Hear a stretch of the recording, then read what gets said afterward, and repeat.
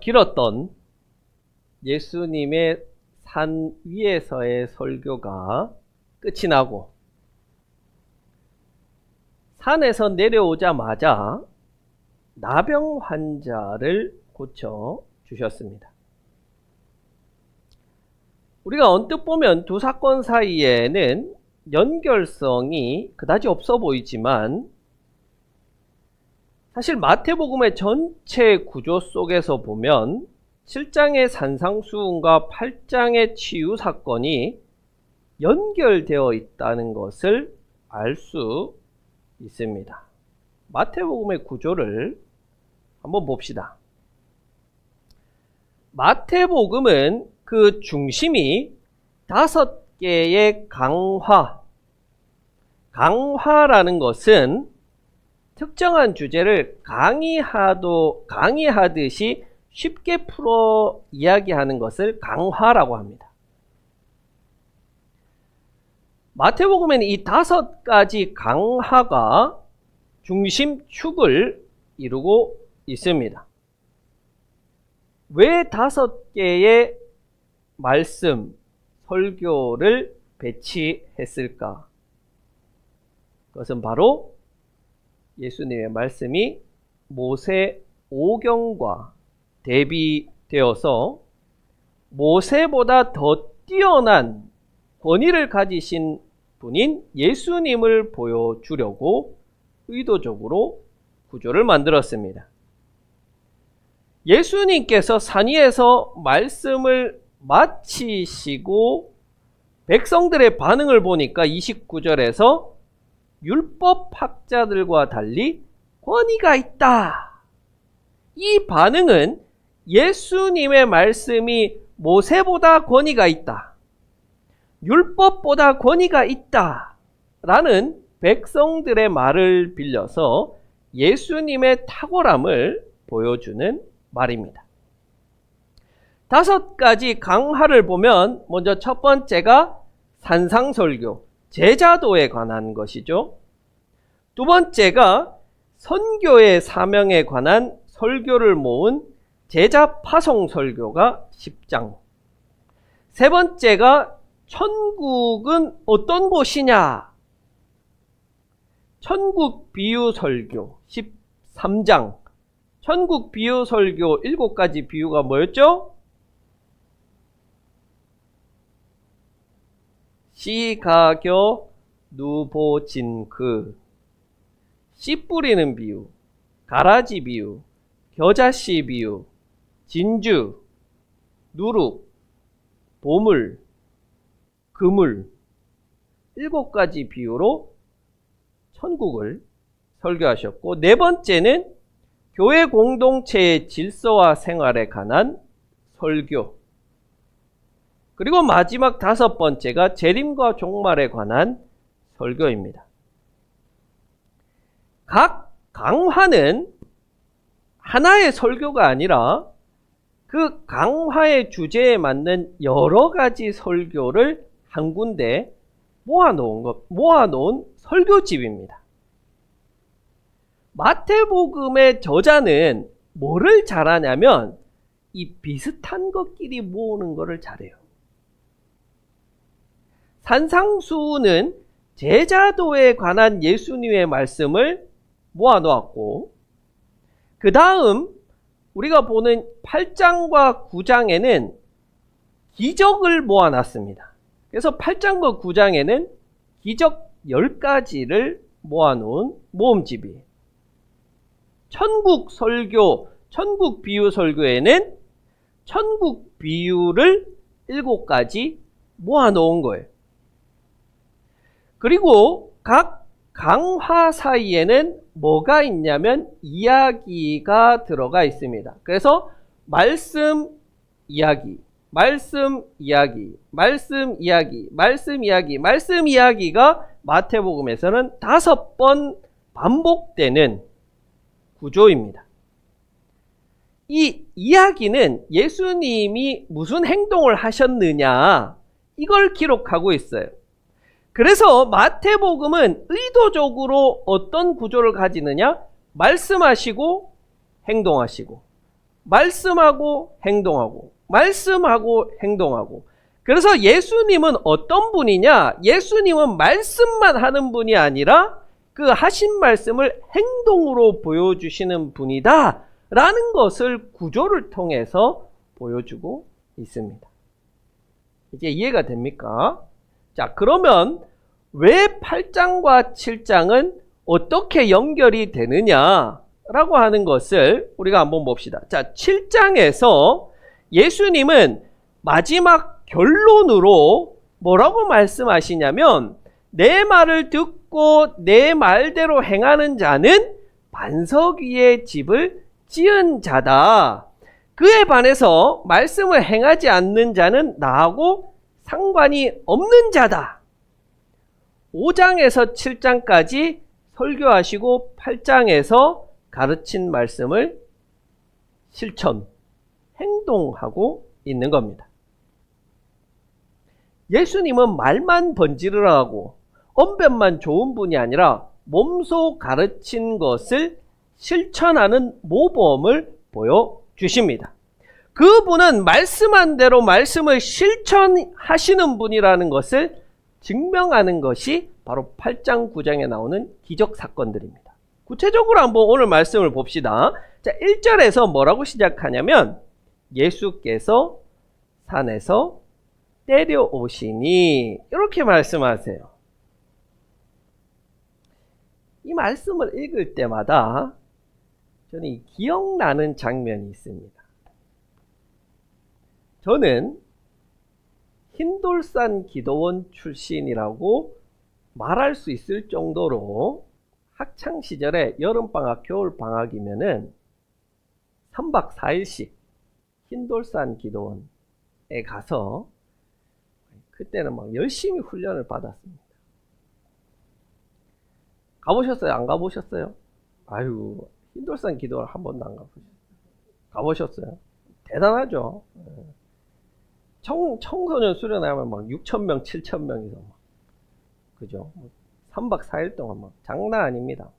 30년 전만 해도, 지금은 안 그렇지만 윤석전 목사님이 막 몽둥이 들고 막 후드로 팼어요. 막. 염색하고 오면 막 두드러 맞아요. 담배 갖고 온 놈들 나와갖고 막 두드러 패요.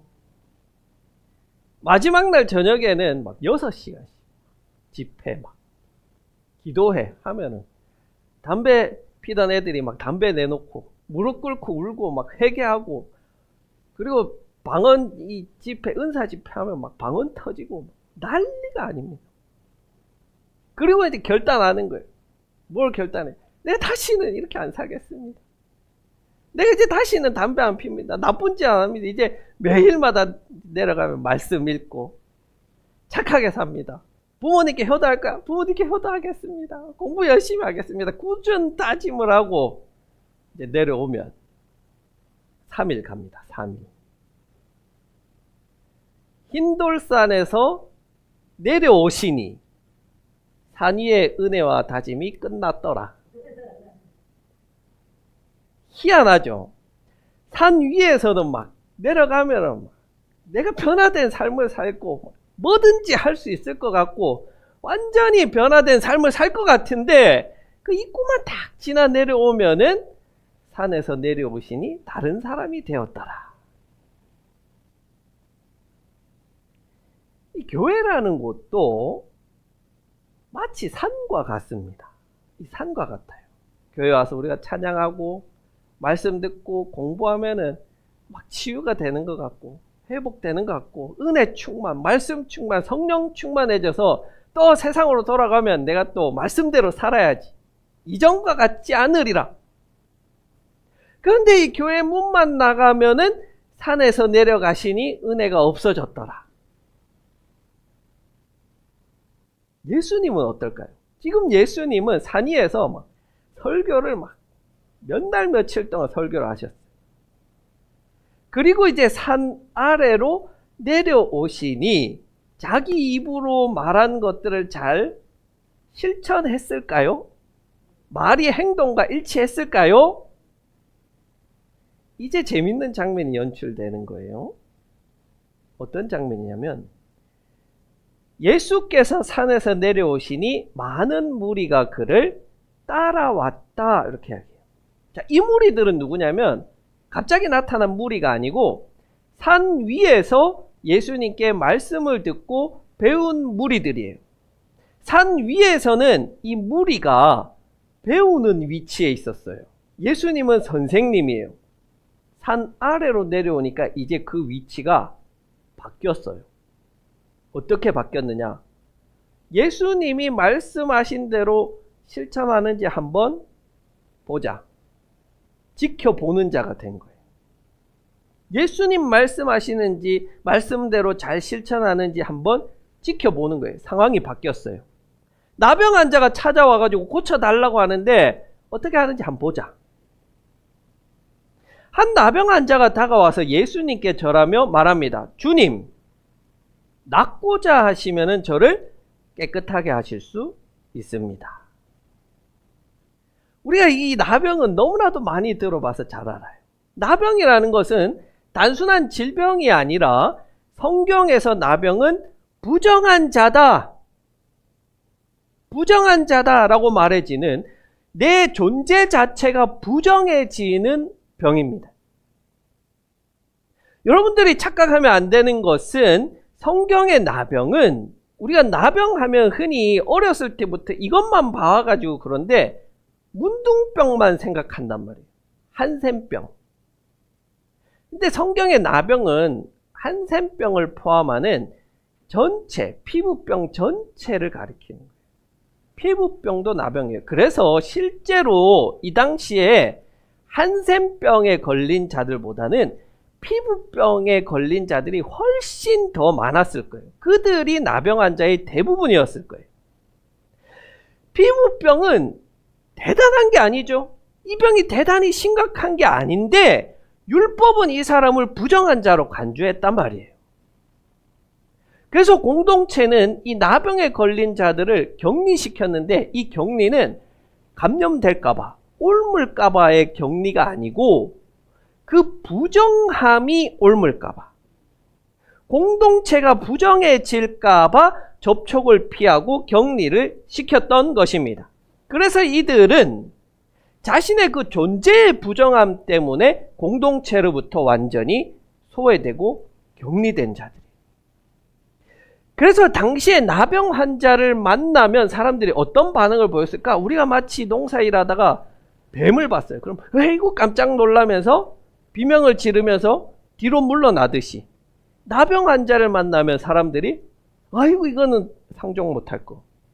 그렇게 물러났던 거예요. 예수님 말씀을 잘 듣고 지금 은혜 충만, 성령 충만해졌어요. 그래서 딱 내려왔는데 이 나병 환자가 딱 있네? 이거 만나면 어떻게 돼요? 은혜 충만, 성령 충만 작살나는 거예요. 끝나는 거예요. 내가 부정해지는데. 그러니까 이들이 다 한 발자씩 물러났습니다. 그때 나병 환자가 입을 열어서 말합니다. 이게 또 굉장히 극적이에요. 드라마틱해요. 뭐라고 이야기하냐면 주님, 하고자 하시면 나를 깨끗하게 하실 수 있습니다. 굉장히 드라마틱하지 않아요? 아닌가? 또 저만 그런가? 여러분, 나병 환자가 예수님을 뭐라고 불렀습니까? 주님.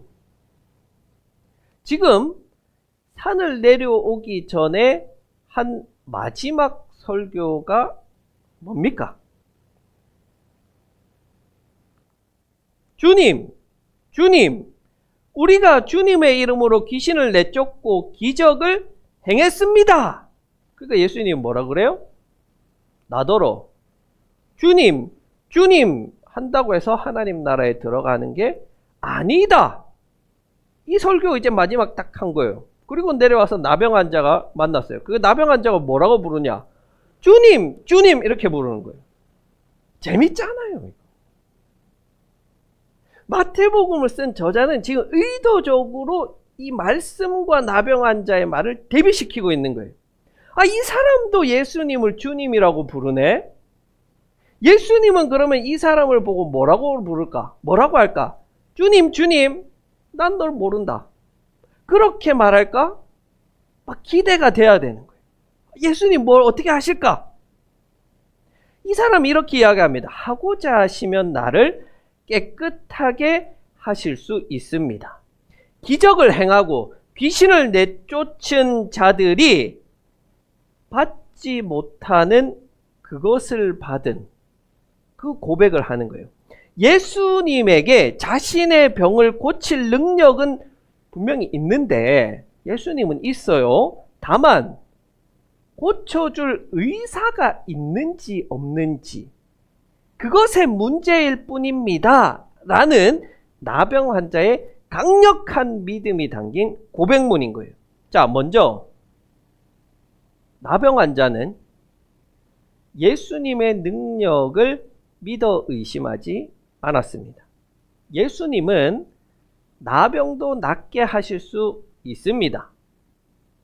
예수님이니까 당연히 할 수 있지. 우리는 이렇게 쉽게 생각하지만, 당시에 나병을 고친다는 것은 사람을 살리고 죽이는 일과 같은 아주 어렵고 힘든 일이라고 사람들은 생각했어요. 아람의 나만 장군이 나병에 걸렸죠. 그러자 한 소녀가 이스라엘에 가면 예언자가 나병을 고쳐준답니다. 그런 말을 하자 아람 왕이 나만 장군에게 편지를 한 통 들려서 이스라엘 왕에게 보냅니다. 뭐라고 보내냐면, 내가 이 편지와 함께 나하만을 기하에게 보냅니다. 부디 그의 병을 고쳐주십시오 라는 편지를 들고 나하만 장군이 이스라엘 왕에게 보여줍니다. 그러자 이스라엘 왕이 어떻게 반응을 보이냐면 완전히 낙담했어요. 낙담. 왜 낙담하는지 보니까, 내가 사람을 살리고 죽이는 신이라도 된다는 말인가? 어떻게 나병을 고치라는 말이냐? 이건 분명히 이걸 트집 잡아서 공격해 오려는 것이 분명하다. 나병을 고치는 일은 어떤 일이라는 거예요? 사람을 죽이고 살리는 누가 하는 일? 신이 하는 일을. 신만이 할 수 있는 일이라고 당시 사람들은 생각했던 거예요. 그러니 나병 환자가 예수님은 고칠 수 있습니다 라는 이 고백은 나의 나병뿐만 아니라 생명조차도 예수님 손에 달려있고 예수님은 신입니다, 하나님입니다 라는 고백인 거예요. 이 나병 환자는 비록 예수님이 고칠 수 있는 능력, 그것을 가지신 분임을 믿었지만, 그렇다고 자기가 그것을 믿는다고 100% 낫는다는 생각도 하지 않았습니다. 기도만 하면, 믿기만 하면 기적을 일으키고 병이 나을 수 있다고 믿었지만, 예수님이 나는 너를 모른다 라고 말했던 자들과는 분명히 다른 신앙을 가지고 있는 겁니다. 이 사람은 자신의 나음이 나의 믿음, 간절함, 기도, 소원에 달려있지 않고 그것이 예수님의 주권입니다 라는 것을 고백하고 있습니다. 어떤 말로? 하고자 하시면. 바로 다음 주에 우리가 살펴볼 백부장, 두 번째 치유 이적이 백부장의 이야기인데요. 그 백부장이 예수님에게 뭐라고 말하냐면, 말씀만 하십시오. 말씀만 하십시오. 그 고백하는 것과 같이 예수님의 주권을 완전히 인정하고 있는 겁니다. 낫게 해주실 줄 믿습니다. 이건 틀린 것은 아니에요. 틀린 것은 아니지만 아주 수준 낮은 차원의 기도인 거예요. 우리가 믿는 것은 예수님은 낫게 해 주실 수 있는 분입니다. 그런 능력을 가지신 분입니다. 나는 그것을 믿습니다. 다만 그것조차도 하나님의 은혜고 하나님의 주권이고 하나님의 의지이기에 나는 내가 낫기를 원하지만 예수님 뜻대로 하십시오. 하나님의 뜻이 이루어지기를 원합니다. 나를 치유해 주시면 감사, 치유하여 주시지 않아도 이미 예수님은 나의 주님이십니다. 이미 예수님은 나의 하나님이십니다. 하나님을 찬양합니다. 할렐루야. 아멘으로 하나님의 뜻을 받겠습니다. 이게 진짜 수준 높은 믿음인 거예요. 여러분은 뭐를 믿습니까? 내가 기도만 하면, 믿기만 하면 하나님이 다 들어주시고 낫습니다. 그것을 믿습니까?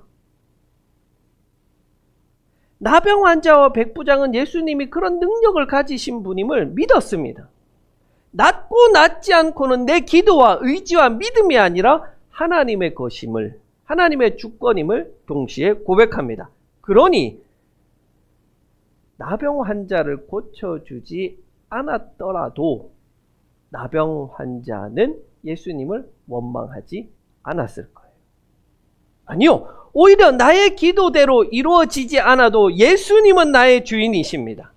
예수님은 나의 생사를 주관하시는 분이십니다. 예수님은 하나님입니다. 고백하는 사람의 그 믿음이 더 대단한 거 아니에요? 여기에 있는 하나님의 백성 모두가 나음을 믿는 것이 아니라 예수님이 하나님이라는 것을 믿으시고 노하실 때에도 아멘으로 받아들이는 믿음이 있기를 바랍니다. 그렇게 진정으로 예수님을 고백하고 참된 믿음을 보여준 이 사람에게 예수님은 그에게 손을 내밀어 대시며 내가 원한다, 내 뜻이다, 내 의지다 라고 하면서 정결을 선포합니다.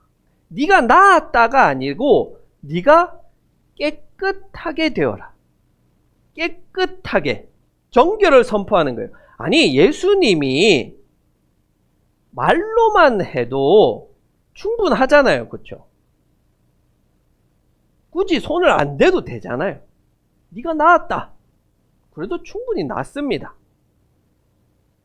엘리사가 나아만에게 뭐라고 하냐면 만나주지도 않아요. 저 요단강 가서 7번 씻으십시오. 그냥 쳐다보지도 않고 말로만 해요. 그러니까 나아만이 어떻게 했어요? 화가 났거든요. 아니 뭐라도 해줘야지. 내가 아람에서까지 찾아왔는데 그 요단강 그 또랑물에다가 흙탕물에다가 씻으라니. 그렇게까지 나아만이 역정을 낼 정도였는데 엘리사조차도 말로만 해서 나아만을 낫게 했는데 예수님은 마치 이 사람을 안수하듯이 그 사람의 몸을 어루만지며 정결을 선포합니다. 네가 병에서 나았다가 아니죠. 깨끗하게 되었다. 깨끗하다. 카다리죠. 정화하다. 정결하다. 이것은 단순한 병고침이 아니라 이 사람의 존재가 전적으로 정결해졌다는 선언입니다. 율법은 부정한 자에게 닿으면 병고침이 아니라 그 닿은 자도 부정해집니다. 근데 우리 예수님은 반대예요. 예수님의 거룩은 부정에 오염되지 않고 도리어 그 부정을 정결하게 하십니다. 부정을 압도하는 거룩의 능력이 있는 분이십니다. 우리 예수님의 진짜 능력은 감기를 낫게 하고 암을 낫게 하고 피부병을 낫게 하는 것이 아니라 부정한 자를 정결케 하시고 거룩하게 하셔서 그 사람이 공동체의 일원으로 거듭나게 하신다는 것이죠. 무서운 건 병이 아니라 소외당함이 무서운 거예요. 사람은 나이가 들면 누구나 병에 걸리고 쇠약해지고 죽게 마련입니다. 누구나 죽고 빨리 죽기도 하고 늦게 죽기도 하고 죽습니다. 그건 뭐냐면 병이라는 것은 대단한 문제가 아니라는 말이에요. 그 병으로 인해서 드는 마음의 병이 문제인 거예요. 제가 서울에서 유학할 때 제일 서러운 게 몸살 감기 걸려서 혼자 이렇게 누워있으면 그것만큼 서러운 게 없어요. 세상에 나 혼자 된 것 같아. 아무도 없고. 얼마나 서러운지. 진짜로 무서운 병은 사회적으로 혼자 되는 게 무서운 거예요. 손가락질이에요. 교회 열심히 잘 다녔는데 병에 걸렸어요. 그러면 저 사람은 믿음이 없나 보다. 저 사람이 믿는 하나님은 없나 보다. 뭐가 또 잘 안 돼요. 저 사람은 죄를 지었나 보다. 저 사람은 죄가 큰가 보다. 동성애자는 차별받아야 돼. 교회에서 내쫓아야 돼. 수근수근거려요. 죄송합니다만 교회 다니는 것들이 이런 짓거리를 해요. 여기에 상처받고 교회를 떠납니다. 공동체를 떠나는 거예요. 병에 걸려서 문제가 있어서 교회를 떠나는 게 아니고 그게 치유받지 못해서가 아니고 공동체가 보내는 그 소외, 공동체가 가하는 그것 때문에 오는 마음의 병 때문에 공동체를 떠납니다. 남을 쉽게 정죄하고 판단해서 공동체에서 왕따시키고 단절시키고 마음에 상처를 주고 공동체에서 내쫓고 내가 당한 어려움과 고난이 문제가 아니라 공동체에서 매장당하고 손가락질 받고 수근수근거림이 나를 병들게 하는 겁니다. 예수님은 그렇게 믿음 없다고 부정하다고 손가락질 당하는 자를 만지시고 고치시고 정결케 하십니다. 그리고 공동체의 일원으로 맞아주시고 회복시켜 주십니다. 그렇게 우리 예수님이 우리 각자를 회복시켜 주시고 존귀하다 하시고 붙들어 주시는데 니까짓 게 뭐라고 그렇게 존귀한 자를 무시합니까? 동성애가 어떻니? 생긴 게 어떻니? 돈이 없어 보이니? 왜 차별합니까? 그런 것으로 차별하지 말라고 차별금지법을 만들려고 하니까 반대하는 건 교회밖에 없어요. 왜 반대합니까? 그것들이 우리 교회에 오면은 우리 공동체가 부정해지니까, 더러워지니까 그걸 두려워하는 거예요. 여러분, 우리 공동체가 그런 것 때문에 더러워질까 염려됩니까? 그런 자들은 예수 그리스도의 거룩의 능력을 가지고 있으면 부정한 것이 와서 내가 부정한 게 아니라 그 부정을 도리어 정결케 하는 힘이 있다는 것을 모르기 때문에 그런 거예요.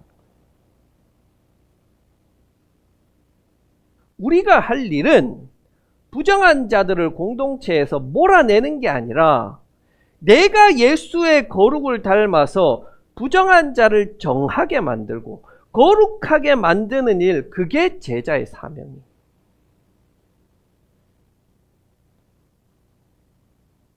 사랑하는 성도 여러분, 오늘 본문 우리에게 묻고 있습니다. 너는 산 위에서 받은 은혜와 결단을 산 아래 세상에서도 실천하고 있느냐? 그렇게 살아가고 있느냐? 예수님은 산상수훈에서 말씀하신 그대로 산 아래에서 가장 소외된 자, 부정하다고 손가락질 받는 자에게 다가가 손을 대시고 그의 삶을 회복시켜 주셨습니다. 예수님은 말과 행동이 일치하는 분이셨어요. 말씀만 잘하는 분이 아니라 말씀대로 사는 분이셨습니다. 진짜 신앙. 진짜 제자도는 예수님처럼 말과 행동이 일치하는 삶입니다. 산 위에서 받은 은혜가 산 아래의 삶으로 이어지는 것, 그것이 반석 위에 집을 짓는 신앙입니다. 그리고 예수님께서 부정한 자를 만지고 정결케 하셨듯이 우리 역시 소외된 이웃, 상처받은 이웃, 교회 밖의 이웃에게 기꺼이 손을 내밀어야 합니다. 그리스도의 거룩이 우리를 통해서 세상으로 흘러가고 그 거룩이 부정과 소외, 상처를 치유하는 역사가 일어나야 합니다. 오늘 말씀을 마음에 새기십시오. 예수님이 우리에게 보여주신 그 거룩의 능력, 말과 행동이 일치하는 삶, 소외된 이웃을 품는 사랑, 이것이 바로 산상수훈의 결론이고 예수님을 따르는 제자의 길입니다. 우리 모두 산 위의 은혜가 산 아래의 삶으로 이어지는 참된 신앙인이 되기를 주님의 이름으로 축원합니다.